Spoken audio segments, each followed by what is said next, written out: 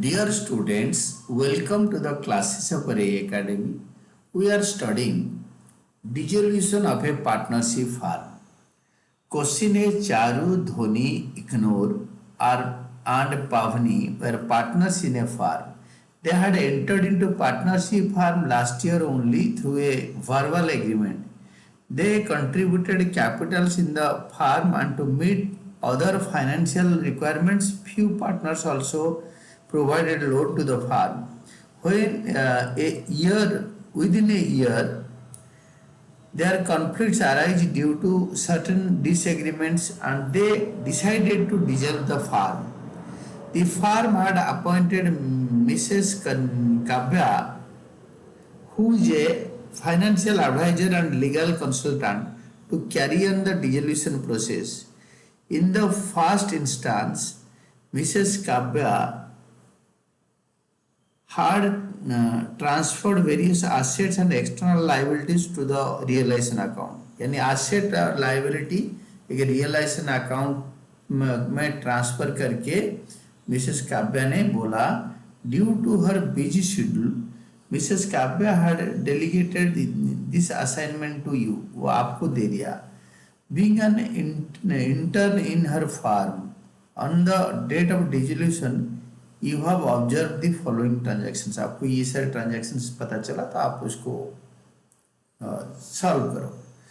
तो first one, Dhoni's loan of 50,000 the firm was settled by paying 42,000. तो मैं question का ये देखो लिखा है फर्स्ट पार्ट में क्या है. Dhoni's loan of 50,000 to the firm was settled by paying 42,000. Dhoni का लोन को हमने पे किया. तो कोई भी पार्टनर का लोन डायरेक्ट बैंक में या कैश अकाउंट में पे होता है. तो Dhoni's loan account debited to cash account. 50,000 का लोन को हमने 42,000 पे करा. बाकी जो 8,000 बच गया वो रियलाइजेशन अकाउंट के क्रेडिट में जाएगा बाय धोनीज लोन करके. तो to realisation account the rest 8,000 will come. That is to realisation account 8,000. Narration लिख देंगे. Dhoni's loan of 50,000 to the firm was settled by paying 42,000. ये हो गया. इसे ये धोनीस लोन अकाउंट होता है. ये होता है DL, धोनीस लोन अकाउंट. ये लाइबिलिटी है ना, तो यहाँ पे लिखेंगे बाय बैलेंस ब्रॉट डाउन 50,000. और ये 50,000 को हमने पे कर देंगे टू बैंक अकाउंट या टू कैश अकाउंट 42,000. जो बच गया to realisation account 8,000. So this is Dhoni's loan account debited to cash account 42,000 to realization account. जो प्रॉफिट हो गया हमारा, हम किसी लोन को 50,000 को 42 में निपटारा कर दिया तो हमारा 8,000 का प्रॉफिट हो गया. और जो लोन अकाउंट में धोनीस लोन अकाउंट में बाय बैलेंस ब्रेक डाउन था ये वाला अमाउंट, इसका कोई जर्नल एंट्री होता नहीं. देन नेक्स्ट वन पढ़ो. Pavni's loan of 40,000 is settled by giving an unrecorded asset of 45,000. Pavni's loan 40,000 is settled by an unrecorded asset of 45,000. तो Pavni's loan जो रियलाइजेशन के अकाउंट के थ्रू पावनी इज ए पार्टनर, तो इसलिए उसका जो लोन अकाउंट है वो रियलाइजेशन के क्रेडिट में नहीं आएगा. बट जब हमारा पेमेंट करने के टाइम हम कम पेमेंट करके प्रॉफिट कर रहे हैं या हम पार्टनर को कुछ पैसे दे नहीं रहे हैं, हम एसेट दे रहे हैं, अनरिकॉर्डेड एसेट या रिकॉर्डेड एसेट, तभी ये लोन अकाउंट को रियलाइजेशन के क्रेडिट में ट्रांसफर करते हैं. तो this is like this. Pawni's loan account debited to realisation account. ये 40,000 का लोन था, हम 45 का एसेट दें या 2 लाख का एसेट दें तो इमटेरियल, क्योंकि वो फुल सेटलमेंट में 40,000 को एक ऑन रिकॉर्डेड एसेट दे दिया. तो इस केस में रियलाइजेशन अकाउंट के क्रेडिट में आएगा by Pawni's loan account. Narration होगा. Pawni's loan account of 40,000 was settled by giving an unrecorded asset of 45,000. जब हम कोई भी पार्टनर का लोन को अनरिकॉर्डेड एसेट दे देते हैं वो रियलाइजेशन के क्रेडिट में आ जाएगा. Then third one is loan to Charu 60,000 was settled by payment to Charu's brother's loan of the same amount. यानी चारू का ब्रदर का लोन था 60,000 और चारू को हमने 60,000 का लोन दिया था और चारू के भाई से 60,000 का लोन लिया था, तब हमने उसको एक्सचेंज कर दिया, पेमेंट नहीं करा।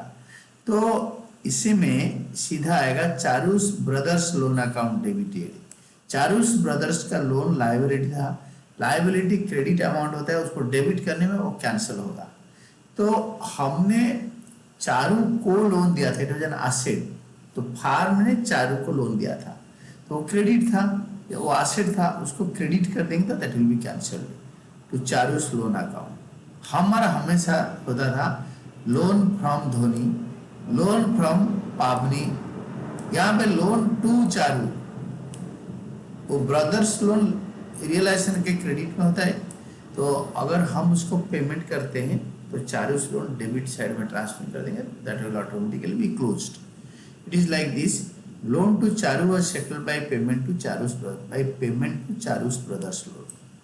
तो हमने चारू का भाई का लोन के बदले में चारू का लोन को एडजस्ट कर दिया। Then the last one, Ichnos loan of 80,000 to the farm and she took machinery 60,000 as a part payment। 80 से 60 का मशीनरी ले लिया, बाकी 20 तो हमें पे करना पड़ेगा। तो देखो, तो this is the fourth one, Ichnos loan of 80,000 to the farm and she took over machinery of 60,000 as a part payment। तो पार्ट पेमेंट के हिसाब से 60,000 का मशीनरी लिया। तो नाउ सी इक्नोर्स लोन अकाउंट, मतलब ये पार्टनर ने लोन दिया था, इक्नोर्स लोन अकाउंट डेबिटेड 80,000, मशीनरी दिया 60,000 का टू रियलाइजेशन अकाउंट, तो मशीनरी रियलाइजेशन अकाउंट के थ्रू देंगे और बाकी कैश देंगे टू कैश अकाउंट। इक्नोर्स loan account debited to realisation account, जो रियलाइजेशन के अकाउंट में जो चीज़ें एसेट या लायबिलिटी वगैरह जो ऊपर वाला पेमेंट हो रखा है, तो अगर रियलाइजेशन के अकाउंट के थ्रू पेमेंट करेंगे एसेट्स तो 60,000 एसेट में देंगे, वेदर एसेट रिकॉर्डेड हो या अनरिकॉर्डेड हो। अनरिकॉर्डेड एसेट देंगे तो रियलाइजेशन अकाउंट, अगर हम प्रॉफिट कमा देंगे तो टू रियलाइजेशन अकाउंट लोन पे को पार्ट पेमेंट करने के टाइम पे, और यहाँ पे लोन को पार्ट पेमेंट करा तो रिकॉर्डेड एसेट था तो वो 60,000 इधर हमने लिख दिया। जो बाकी जो एक्स्ट्रा पेमेंट करेंगे वो रियलाइजेशन के अकाउंट में आएगा और डायरेक्ट कैश अकाउंट में आएगा। It is like this, Ichnos loan of 80,000 to the farm and she took over machinery of 60,000 as a part payment। Part payment मतलब बैलेंस 40,000 या 20,000 हमें पे करना पड़ेगा, तो will paying through cash account. तो ये इक्नोर्स लोन अकाउंट है, इक्नोर्स लोन अकाउंट IL।